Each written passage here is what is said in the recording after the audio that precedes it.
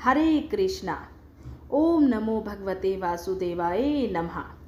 कार्तिक महाराज की जय। श्री कृष्ण भगवान के चरणों में शीश झुकाओ, श्रद्धा भाव से पूजो हरि मन वांछित फल पाओ। सर्वोच्च भगवान श्री कृष्ण आप सभी भक्तजनों पर अपना आशीर्वाद सदा सर्वदा बनाए रखें और आप सभी की संपूर्ण मनोकामनाएं पूरी करें। आज कार्तिक मास के चौथे दिन आप सभी सुनेंगे कार्तिक मास महात्म्य का चौथा अध्याय।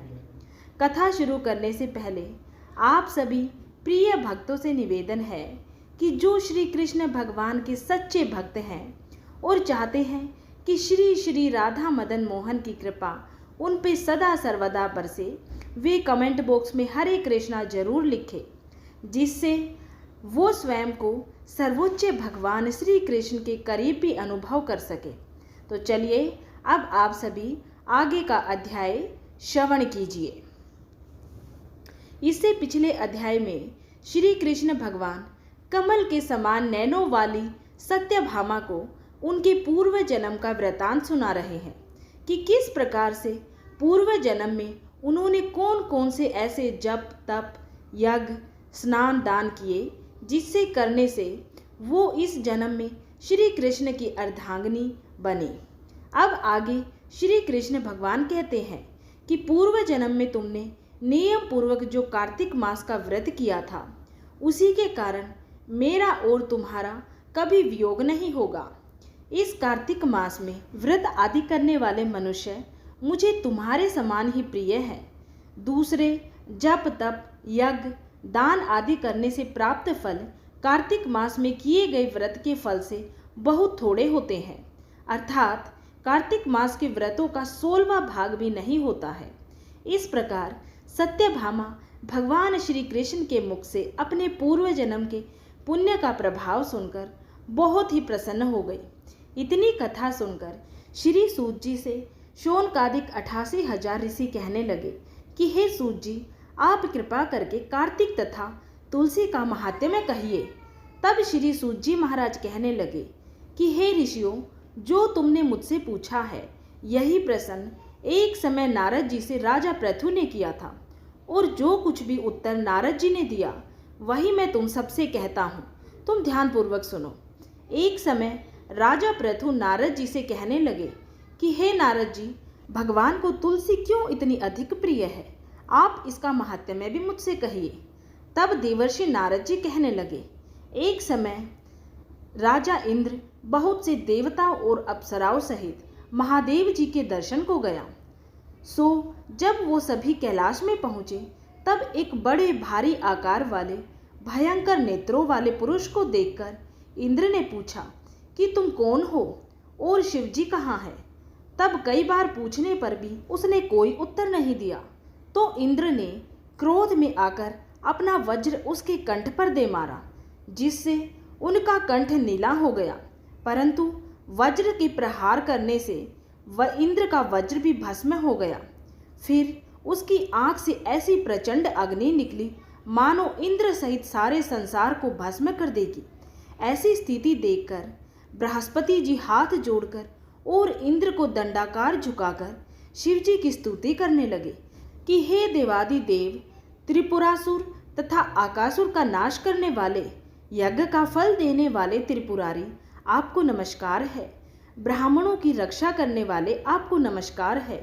तब नारद ऋषि कहने लगे कि हे राजा पृथु, इस प्रकार स्तुति सुनने पर श्री महादेव जी ने त्रिलोकी को भस्म कर देने वाली अग्नि को शांत कर दिया और कहने लगे कि हे देवताओं, वर मांगे। मैं आपकी स्तुति सुनकर अति प्रसन्न हुआ हूँ। हमने इंद्र को क्षमा किया और जीवन दान दिया। और हे बृहस्पति जी, आज से तुम्हारा नाम जीव होगा। बृहस्पति जी कहने लगे कि यदि आप प्रसन्न हैं तो इंद्र की रक्षा कीजिए और संसार का दाह कर सकने वाली अग्नि जो आपके नेत्र से उत्पन्न हुई है, उसको शांत करिए। तब शिव जी कहने लगे कि नेत्र से निकली हुई अग्नि वापस कैसे जाए, अतः हम इसको दूर फेंकते हैं। ऐसा कहकर अग्नि को हाथ में लेकर समुद्र में फेंक दिया। वो गंगा के संगम अर्थात गंगा सागर में जाकर गिरी और इससे अग्नि से एक बालक उत्पन्न हुआ और वो जोर जोर से रोने लगा। उसके रोने की आवाज से पृथ्वी कांपने लगी तथा सातों लोक बहरे हो गए। बालक के रोने की भयंकर आवाज सुनकर वहां पर ब्रह्मा जी आए और उन्होंने उस बालक को समुद्र की गोद में देखा। समुद्र की गोद में बालक को देखकर ब्रह्मा जी आश्चर्य से पूछने लगे कि ये बालक किसका है। समुद्र ने बड़े आदर से बालक को उठाकर ब्रह्मा जी की गोद में दे दिया और कहने लगे कि ये मेरा पुत्र गंगा से उत्पन्न हुआ है, आप इसके जात कर्म कीजिए। फिर उस बालक ने ब्रह्मा जी की दाढ़ी पकड़कर इतनी जोर से मरोड़ी कि ब्रह्मा जी के नेत्रों से आंसू आ गए।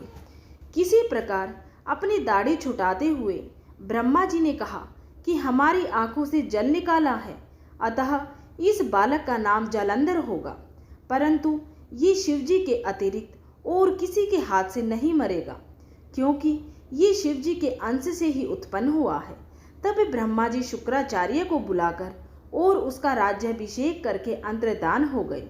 जब वो बालक युवा हो गया तब समुद्र ने काल नेमी की कन्या वृंदा के साथ उसका विवाह कर दिया, जो कि पतिव्रताओं में सबसे प्रथम और अति सुंदर थी। परम सुंदरी वृंदा के साथ विवाह कर जालंधर अति प्रसन्नता से दिन बिताने लगा। जब जालंधर घर में आता तो वृंदा अपने हाथों से पंखा झलती। वह अपने पति को नारायण समझकर उसकी सेवा किया करती थी। इतना कहकर नारद जी बोले, हे राजा पृथु, देवताओं से डरकर जो सब दैत्य पाताल में भाग गए थे, वे अब जालंधर का अभय पाकर फिर से पृथ्वी लोक पर आकर घूमने लगे। उसी समय जालंधर ने कटे सिर राहु को देखा तो उसने गुरु शुक्राचार्य से इसका कारण पूछा। तब शुक्राचार्य ने समुद्र मंथन तथा देवताओं द्वारा रत्नों का हरण करने की कथा सुनाई।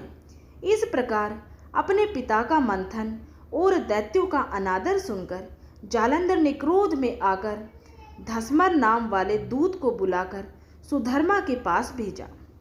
वह सभा में जाकर अभिमान पूर्वक इंद्र को नमस्कार ना करके कहने लगा कि दैत्यपति जालंधर ने जो कुछ कहा है वो सब तुम सुनो। हमारे पिता का मंथन करके जो तुमने रतन लिए हैं उन पर तुम्हारा कोई अधिकार नहीं है, अतः वे रतन हमें वापस कर दो।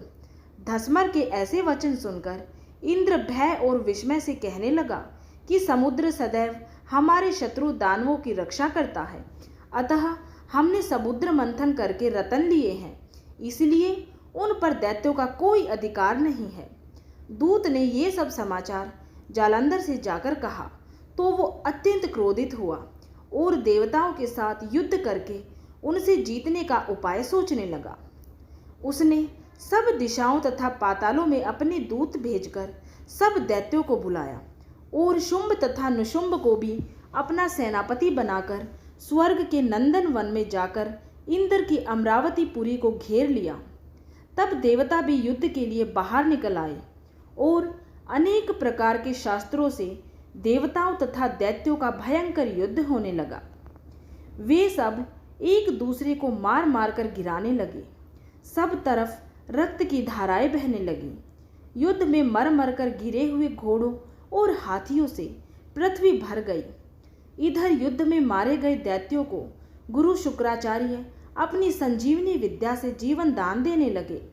इधर बृहस्पति जी द्रोणाचल की दिव्य औषधियों द्वारा देवताओं को जीवित करने लगे। देवताओं के जीवित होने का वृतांत दैत्यों ने गुरु शुक्राचार्य से जाकर कहा तो जालंधर दैत्य ने अपने दैत्यगणों को द्रोणाचल पर्वत को समुद्र में फेंक देने का आदेश दिया। तब दैत्यों ने द्रोणाचल पर्वत को उठाकर समुद्र में फेंक दिया और फिर आकर संग्राम करने लगे। जब देवताओं को जीवित करने के लिए औषधि लेने बृहस्पति जी द्रोणाचल पर्वत पर गए तो दिव्य पर्वत को ना देख और देवताओं का दैत्यों के द्वारा निरंतर संहार होते देखकर वे घबराकर कहने लगे कि हे देवताओं, शीघ्र ही यहाँ से चलो, भागो। ये दैत्य शंकर के अंश से उत्पन्न हुआ है, अतः वो तुमसे नहीं मरेगा। देवगुरु बृहस्पति की ये बात सुनकर देवता भय के मारे 10 दिशाओं में भागने लगे और दैत्य जालंधर ने जीत के नगाड़े बजाते हुए देवों की अमरावती नगरी में प्रवेश किया। सब देवता भय के मारे सुमेरु पर्वत की कंदराओं में जाकर छिप गए। सब देवों के भाग जाने पर जालंधर इंद्र की पुरी अमरावती को शुंभ निशुंभ के अधिकार में सौंपकर स्वयं देवताओं का पीछा करने के लिए सुमेरु पर्वत की ओर गया। इंद्रादिक सब देवता जालंधर को फिर आता हुआ देखकर भगवान विष्णु की स्तुति करने लगे और कहने लगे कि हे मच्छ कच्छ आदि अनेक रूप धारण करने वाले, भक्तों के दुखों का नाश करने वाले, सारी सृष्टि का पालन तथा संहार करने वाले, शंख चक्र गदा और पद्म को धारण करने वाले, आपको नमस्कार है। भगवान विष्णु देवताओं की स्तुति सुन और उनकी दुखी दशा देखकर शीघ्रता से उठकर गरुड़ पर सवार होकर जाने लगे। तो माता लक्ष्मी जी ने पूछा कि भगवान आप कहाँ जा रहे हैं? तब उन्होंने उत्तर दिया कि तुम्हारे भाई जालंधर से पीड़ित देवताओं की सहायता के लिए मैं जा रहा हूँ। तब माता लक्ष्मी जी कहने लगी कि हे भगवान, मैं आपकी परम प्रिय हूँ, तब आप मेरे भाई को कैसे मारेंगे? तब भगवान ने कहा कि शंकर से उत्पन्न और ब्रह्मा जी के वचन से हम जालंधर को कदापि नहीं मारेंगे। ऐसा कहकर श्री विष्णु शंख चक्र और खड्ग लेकर जालंधर के साथ युद्ध करने के लिए चल दिए। जिस समय भगवान युद्ध के लिए गए तो बहुत से दैत्य गरुड़ के पंखों के वेग से ही मारे गए।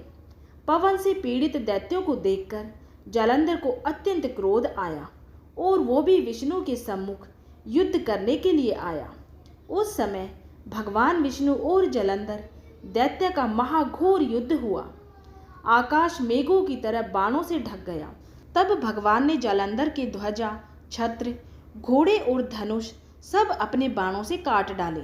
जालंधर ने भी गरुड़ के मस्तक पर गदा मारी, जिसने गरुड़ को मूर्छित कर दिया।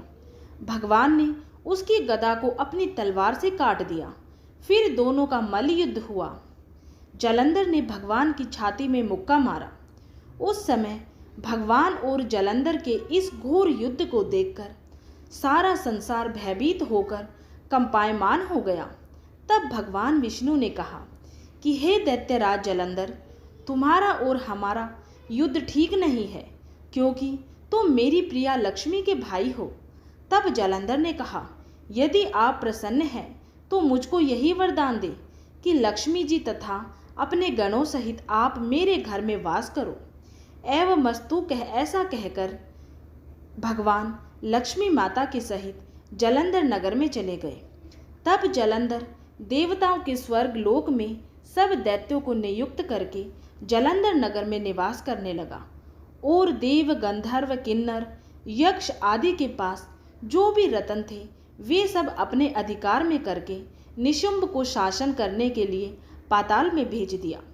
वहां उसने शेषादि नागों को वश में कर लिया।